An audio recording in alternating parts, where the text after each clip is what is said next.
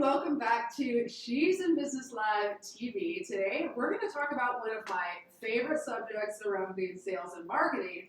And it's not what most people think is that important until they get further along and realize how vital this piece is to all of your business sales and marketing. And that is talking about copywriting. That's right, the words that we put out into the world about us and our business and what we offer and the value that we provide make such a pivotal difference in whether we succeed or not.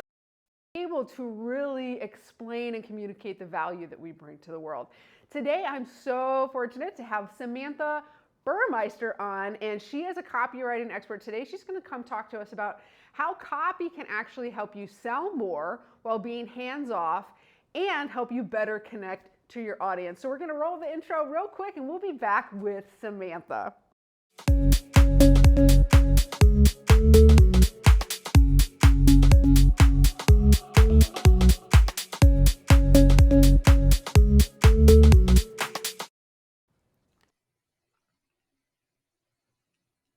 Back here with 1 second. Hey, how you doing, Samantha? There we go. Hi. I was like, oh my gosh, did you just throw me into a solo presentation? Just go.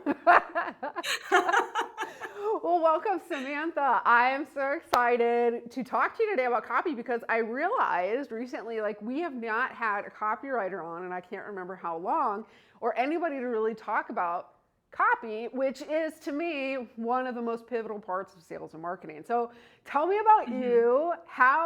Tell me your whole journey, how you became a copywriter. Tell me all the things.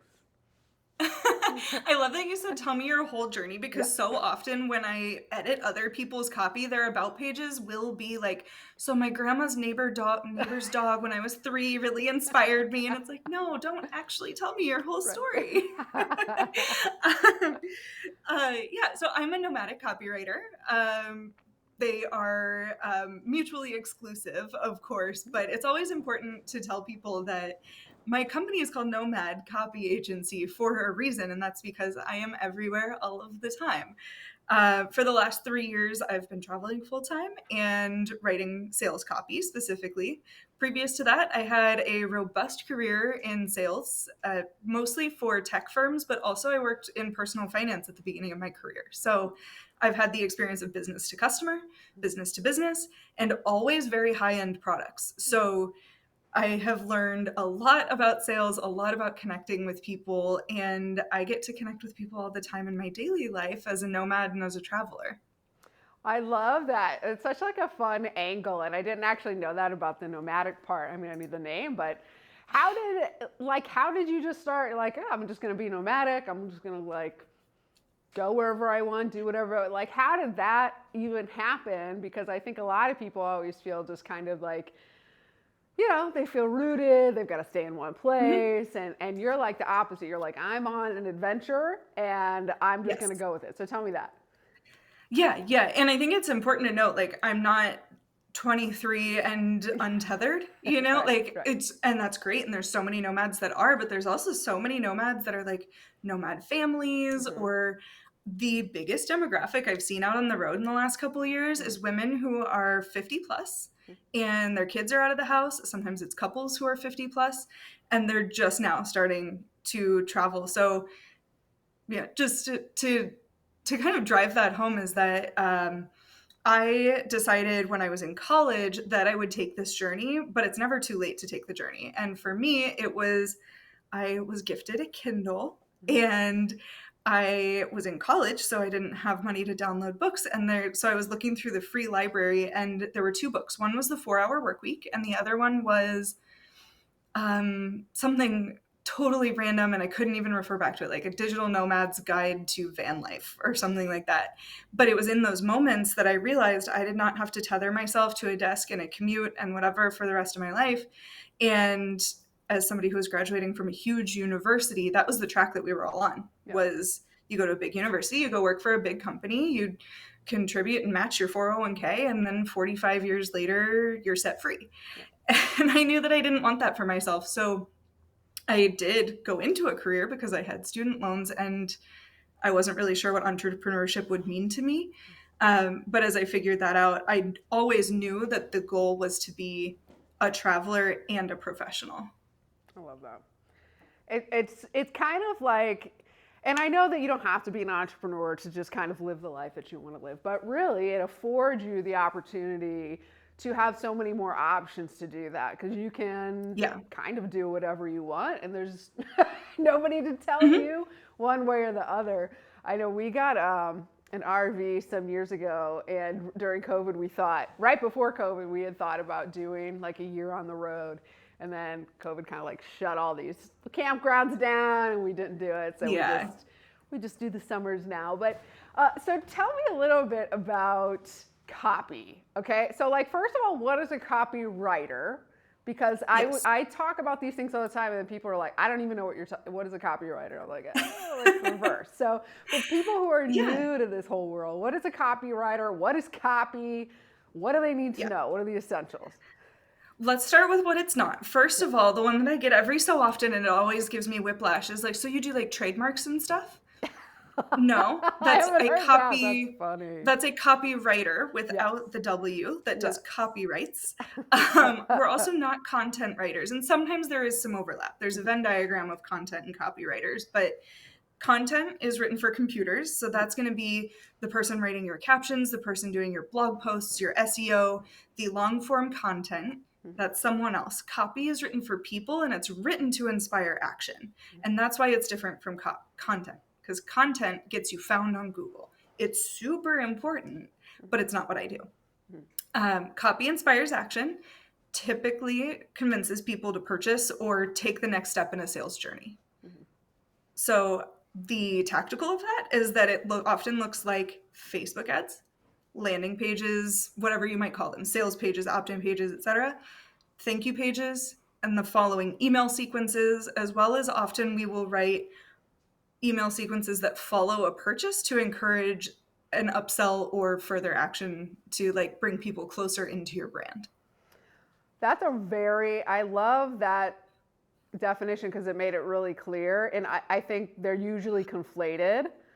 And especially when you're looking to hire somebody to do copy or do your content or do whatever kind of writing you need for your business your first time, it can be really confusing. So I like that the difference is very, very clear with that. So thank you. And what makes a copywriter effective at copywriting compared to somebody who's a writer, a content writer, that sort of thing? Yeah, and that's a great question because I have written copy for authors or for people who have written so many books and now they coach others on how to be authors. So there are so many different types of writing in the same way that there's different types of design. The person who designed your wallpaper is not the same person who's going to design your website. Right. So there's a lot out there, but it often starts with understanding the purpose. We take this all the way back to like junior high writing class of like, is it to entertain? Is it to persuade? Is it to educate? What is the purpose of the writing? And then a lot of that comes from messaging and brand work. So you mentioned, when somebody first hires a copywriter, so often in business, the first person we hire is a mini-me. It's a VA. It's somebody who can do what you need them to. Copywriters tend to be in the top 3 first people that someone hires because they realize that they wrote it themselves, which we all have to do. We wear all the hats at first. We're our own bookkeepers, we're our own designers, we're our own marketing team. But copywriters often come very close to one of the first hires when people realize, wow, people like what I have, but I could be so much more abundant in my business. I could have so much more reach if I had the automations talking to people, which you have to have copy to automate. And if I could just describe this better, I would be able to better reach my target audience. So that's where copywriters come in. And that's what we do is we then take a look at your branding, or we would work together to create a messaging strategy before writing the copy. And we understand exactly who we're talking to, what they need to hear, what you're delivering. And we bring all those pieces of the puzzle together and send it out and help people sell more without having to do more. Yeah. And why do you think, what do you think the biggest mistake is for entrepreneurs, even I feel like I see a lot of entrepreneurs who like they're good at certain kinds of writing, but even if they might be able to do copywriting for somebody else, like sometimes they're like so close to their business, it's hard for them to explain. So what are some of the biggest downfalls, mistakes, pitfalls you see for entrepreneurs in terms of their own copywriting when they're doing it themselves? They're too close to it. Yeah. Is probably the core of all of the problems, but then that leads to lack of brevity. They just go on and on and on. Or we see people who understand who their ideal client is only to a point of what their pain is, but not what their ideal solution to a problem is. So I'll give an example for each, for the brevity and for not understanding your ideal client's pleasure points. So with brevity, I will see people put up an opt-in, and that opt-in page will have 600 words talking about all of the things that are going to happen. And oftentimes this is kind of a problem within a problem. The solution is to download now or register now for the free thing. That's not the solution people are looking for. It's what happens after they download it, what happens when. So it will be super long. And I don't know anyone who opens their inboxes hoping for a blog post instead of an email. So people they get so wordy because they're too close to it and they want everyone to know all the good things. And there's so much goodness in what you have to offer, but how can we condense that and make it impactful? Yeah. And then with understanding like how to take people to the next level, it's a really good exercise is to write down all of the pain points that you think your audience has. Ask them if those are their biggest problems and ask them how they would like to solve their problem. And you can do this through like quick Voxers with some ideal people. Most people are willing to help you when you're first starting out, and ask them what their ideal solution is, and then figure out how what you do solves that problem. So then when you write your own copy, you take it from, are you tired all the time? Do you wake up feeling achy and et cetera, not buy this course to teach you how to sleep better, but when you buy this course, you're going to wake up having more energy for your family. You're going to show up better in your work. You're going to take like what that solution is, which is if I could only sleep better, life would be great.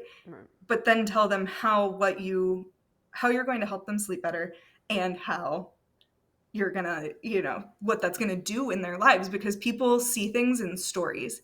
So when you can tell the story that goes beyond you and is so focused around them and what makes them happy, that's going to light their brain up, and that's when people buy. I love that. It's so, like you said, it's like people don't buy the thing. They don't buy whatever or opt in to whatever you have. They want the solution. And it's for you to figure out how to explain it or how to do it in a way that quickly gets to the point.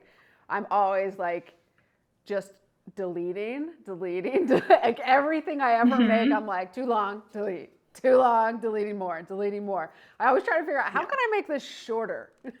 Like, because it's just so hard because you, like you said, you're just so excited about what you have to offer and you want to explain all the things, and nobody really cares. They just want the solution to their problem, and can you do it? Cool. Yeah. But how does somebody, if they're thinking about hiring a copywriter, what should they be looking for? Because I feel like there's copywriters with so many different specializations, but when you're new, it's hard to really know where to start with finding somebody who's going to be the best fit and be most in alignment with what you're doing. A good place to start is to do a gut check on your budget, first of all, because when we're just starting out, we have to understand what the ROI is, and the ROI on copywriting can be very soft because it's so contingent on where that copy will go and how well you are going to promote it. So I want to start there and just be very real as somebody who earns a living doing this for other people, that when you know what your budget is, you can then say, I'm looking for a copywriter, my budget for this project is, and that's going to help you lean out what is available to you as well and be realistic about that. Because there's also, like, I offer templates on my website. A lot of copywriters offer templates, and it's like, this is something that I would have written for you and then you get to go and personalize it and make it your own and add your own flavor to it. But how do you find someone? So this is a trick that like my dad told me growing up, is never hire someone until you've interviewed 2 other people. So even if it's your gardener or your whatever, your copywriter, talk to a couple people and ask them, like, what should I look out for as I talk to other copywriters? Because they might tell you, watch out for this red flag. And the next person that you talk to presents that red flag, but you would have had stars in your eyes if they had said that before. If they're making guarantees as a copywriter, like, oh yeah, we're going to 3x your revenue on your next launch. But how though? Like, are they going to work directly with your tech person to make sure that this is properly implemented? Are they going to work with your ads person to make sure that the audience is targeted that's going to land on this sales page? Or so it's helpful to have candid, very human conversations with your potential copywriter. And if you could say, for somebody starting out, if they say, okay, well, I know that I should hire a copywriter, but I don't know what I should have them focus on first. Where do you think is I don't want to say the quickest ROI, but something that, like, hey, if you're going to hire a copywriter for one thing in your business, to handle one thing to start, to get your feet wet, what would that thing be that they should like focus on hiring a copywriter for? I think that's great. In an ideal world, everyone would start with brand messaging, but not everyone has the budget for brand messaging. Excuse me. So in reality, where do most people start is on their web pages and their email sequences. Hold on just a second. I need to just being a human out here. Oh, yeah. I had the dog running around with a pillow a minute ago. I don't know if you could see that. So, real life. # real life around here. Real life. It's the beauty is, we save hours a day on our commutes, but sometimes you've got a cat or a dog or a cough. Exactly. So I would say, I'm torn between getting your website right and getting your emails down, because where a lot of people come to me is I offer a free opt-in audit, and people will send me their opt-in page. I will download their freebie, watch their emails for a week, and send them an audit back. And if you're not bringing people into your funnel in the first place, and then making sure that you're nurturing them in a way that is relatable and valuable to them, then what are you doing? Some coach told you that you need to have an opt-in sequence, and you wrote an opt-in sequence, but what is it doing for you?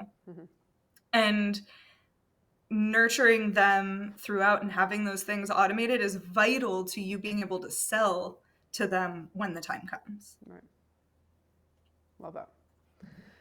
And what do you think, okay, so I guess I was just talking to somebody earlier who they were getting all of these different pieces together, but again, it was like, what is the end goal of that?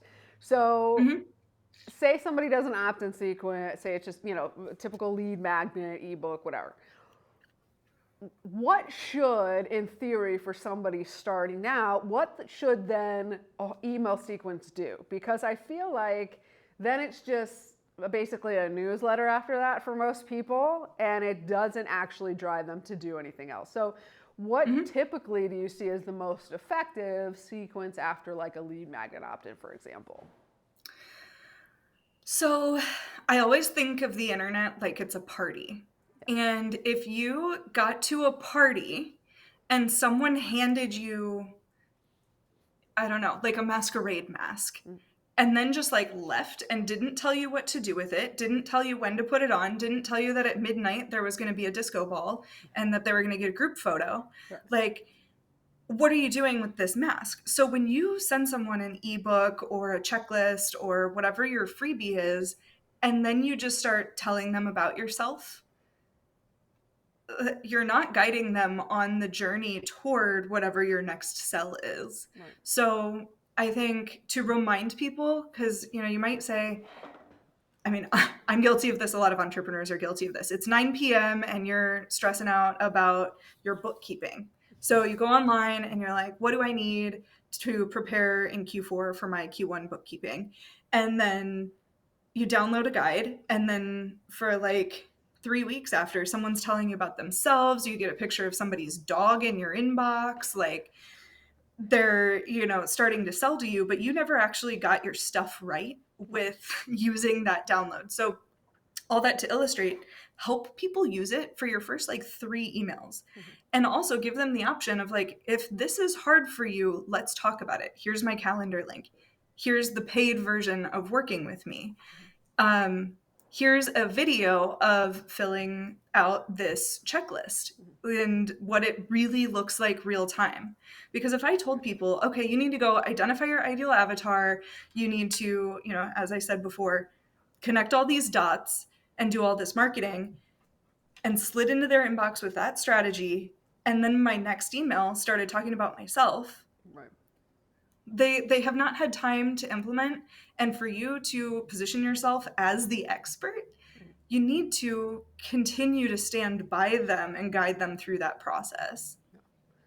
I love that idea of like a video or something to actually like help them use it, because I know how many like PDFs and ebooks and like freebies do I have in my inbox that like I looked at it and then I'm like, I don't know, too much thinking involved. If somebody was like, now this is how you use it and get the most out of it, I mean, that's huge. And that would certainly make you stand out in the marketplace. And that's not to say like having an opt-in sequence is better than not having an opt-in sequence. But you better have, like, as you grow and as you know, like where your value ladder is and how you're tying from your freebie to your small ticket item to your work with me or done for you, as that evolves, so will your opt-in sequence. So it's better to have one and it not be phenomenal and refine it later than to not have one at all.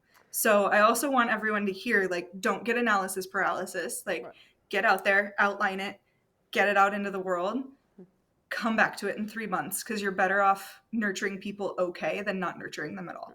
Done's better than perfect in marketing. You can't know until you get it out there, right? It's like a science experiment of most of business. It is. It all is. It all is. I'll tell you, I had a flop of a launch last week. Yeah. It went poorly, but I learned so much. I learned that people like buttons, not links. And I learned that people click on more buttons of a certain color than others. So, with that opt-in sequence, like, play with it, put questions or emojis in your subject lines. And like, again, do it messy, but you're going to learn from it. I find too, so we do a lot of like funnel analysis here for like design and for like understanding the strategy behind all the automations. And so we are always auditing all the big names in like the coaching and expert industry scene, was, keeping on top of the trends, if you will. And as we go through them, I always find it's so funny. It's like, the simpler it is, the clearer it is, the shorter it is, the more to the point. And oftentimes the uglier, not in the way that like it's just awful design and it's awful whatever, but it's just they get it out there and they see what happens and then they optimize, they track, but they don't have any, you don't have any data if it's not out there getting eyeballs on it. So I always find it, I always like watching like these kind of initial funnel launches and campaigns that people with, millions of dollars to put into even advertising, how imperfect it is, especially on the first go round, because they're just, they know it may or may not work, it may or may not do well, but we're going to learn a lot from it. So let's just get it out there. Yeah. It's so important. It's so important. And like, people talk about resiliency as a business owner, and it's like, getting something done, it's not done. You're going to have to come back to it. But that resilience comes from being open to learning from yourself. Yeah, I love that. So tell me about a little bit. So like, we work with a lot of coaches and experts and people in this, people who want to establish themselves as an authority, as a thought leader. And people a lot of times will understand, okay, maybe imagery is going to be important, or maybe just showing up is going to be important. But sometimes they don't fully consider how their copy positions them and how they're seen online.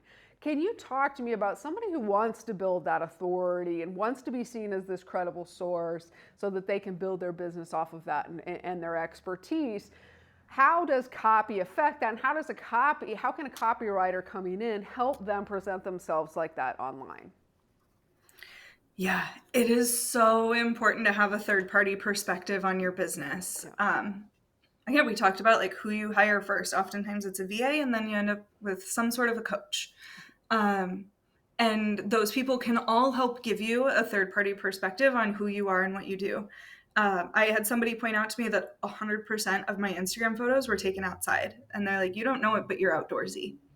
And I was like, oh yeah, well, like I thought that I was in my own life, but in like a hiking boots and camping kind of way. But it turns out that also like all of my brand photos were taken outside. And that's just, it contributes to your brand. So a third party can help point out who you are and who you're perceived as. And then if that's not who you want to be, copy helps you take control of that dialogue of, okay, people think that I am a little bit spicy online, or people think that I am very formal, but I don't want to be formal because I want finance to be fun. Or, when you can define who you are as a brand and then stick to that, it helps you take control of it so that no one else is saying, oh yeah, she's the fun finance girl. Or she's the whatever. Is you get to define that and your tagline and what you say repeatedly. And then when you bring team members on and you assign social media to them, that they are sticking to those brand guidelines, to those brand values, and helping to expand you as you grow. And a copywriter helps you do that. Again, I said in a perfect world, people would do a brand messaging and work with a designer, work with your strategist right out of the gate, but that's not always a financial possibility. So if you can start to define that, then a copywriter can help you refine it and make sure that they stick to that every single time you pop into somebody's inbox. Every single time somebody lands on your site, you're going to show up as that person that you want to be, not who other people have told you that you are. I love that.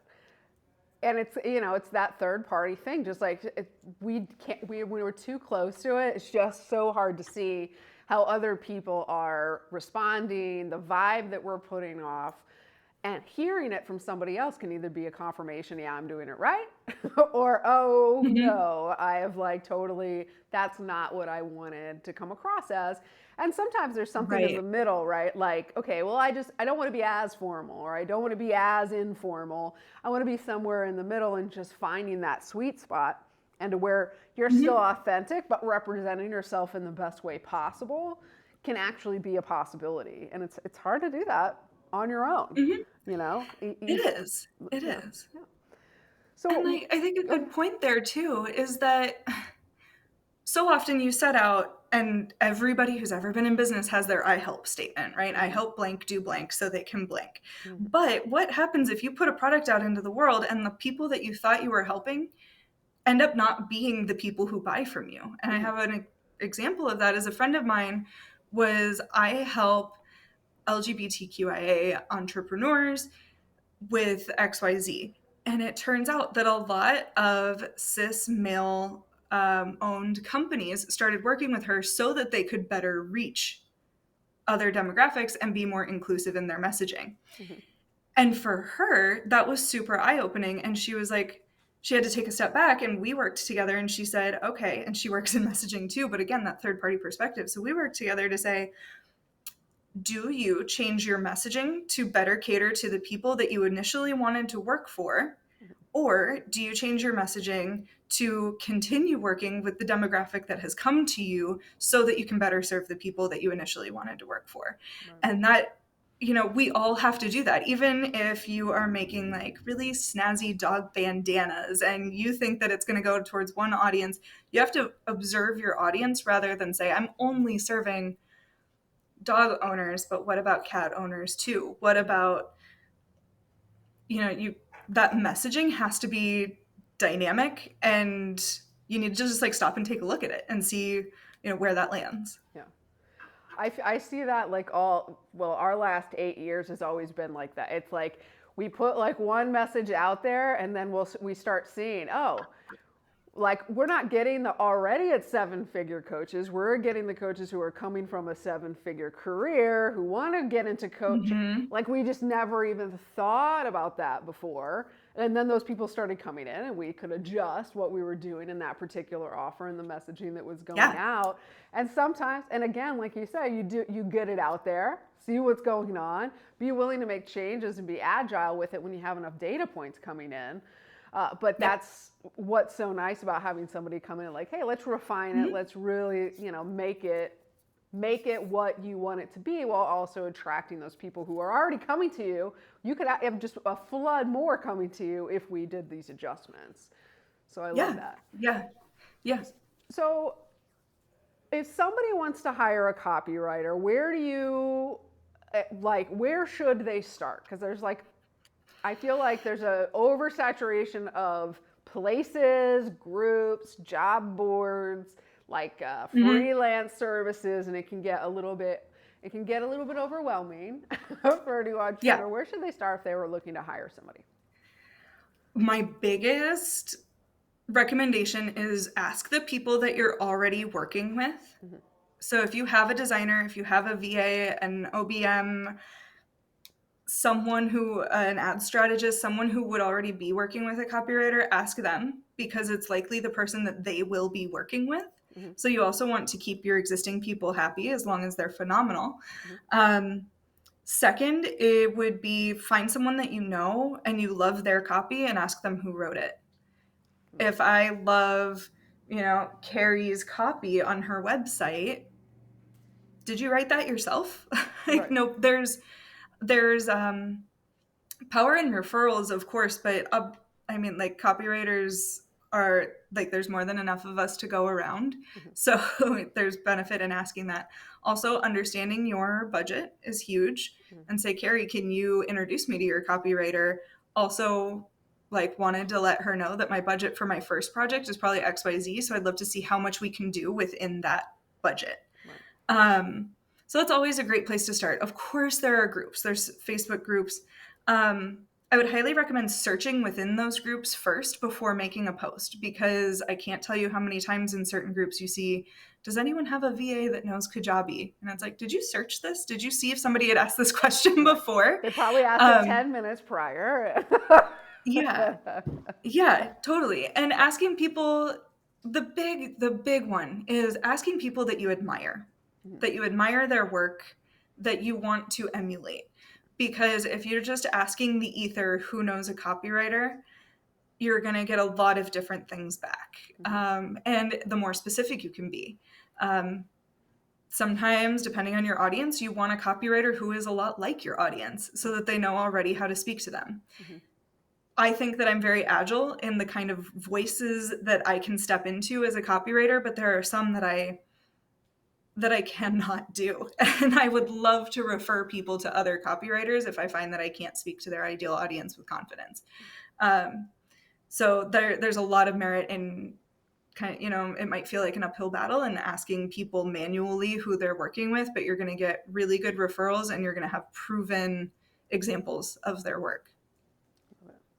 So tell me about your business, your service, kind of the things that you offer, because I know that copywriters all do it differently and they all structure their own offers differently. So I'm interested. I know that people are going to be listening and say, I really like her and I like her perspective. So how can they connect with you? What kind of services do you offer? Tell me give me the lay of the land. Yeah, for sure. So at the beginning of our talk, I said there's this string of here's all the ways that you write copy. Sometimes people need you to jump in and write a sales page, and that mm-hmm. falls right in the middle of the process. Mm-hmm. But I will write anything from Facebook and Google ads to your opt-in pages to those email sequences that follow, and then your sales pages and the opt-in sequences that follow that. I also do write websites. And that falls in the gray area of content and copy, but ultimately websites are inspiring action and getting people into your sphere. So I do write websites as well. Best way, if you have a project in mind and you're like, okay, I think this might be one of the people that I want to talk to about writing copy. My website's nomadcopyagency.com. And right at the top, there's a Let's Chat button. And that's where you can tell me about your project and I'll send you over a calendar link. If a copywriter is someone that you want in your repertoire, but you're not ready for me yet, I'm on LinkedIn, Samantha Burmeister, and on Instagram at nomad.copy. And on Facebook, I'm Nomad Copy as well. I love it. And where, I have to ask, where are you right now? Funny enough, as where are we? Exemplified by the wine, I am in Napa, California. Love it. I'm so jealous. Yeah. I was on the phone with one of our kind of content partners. She was in Mexico, and you're in Napa. Mm-hmm. Everybody's everywhere nice but us here in St. Louis. So. I spent September in Italy. I spent February, March of this year in Cape Town, South Africa. I spent most of 2020 in Germany, and then most of 2021 in Mexico. When things were harder to pop around as much. And then I'll probably head to Argentina for the winter this winter. I love it. Well, I hope that any kind of new projects that you have coming on, any big adventures that you have coming, that you'll come back and talk to us about it. And if there's any trends in copywriting, anything like that, and you will come back in and give us the lowdown. Yeah, for sure. Thank you for sharing your platform. And I am super approachable. I do all my own social media. I also don't take it too seriously. So you'll see memes and wine and copywriting stuff on my socials. So slide into my DMs or whatever if you or whoever else is watching wants to chat about travel and copy and all the things. Love it. Well, thank you, Samantha, for coming on. And everybody go check Samantha out. We'll link all of the links that she mentioned in the description, show notes, wherever you're watching or listening to this episode, so that you can go connect with Samantha. And I can't think of a better first copywriter to start with, or, even if you're, far along in the process, having somebody that you can trust, who can really represent who you are, who knows their stuff and has a breadth of experience, can make or really break your sales and your marketing. And I can't think of a better person than Samantha. So thanks again, Samantha. Yes, thank you. You've been wonderful. All right, guys. And we will see you next time on She's in Business TV. And we'll see you then. Oh, yeah.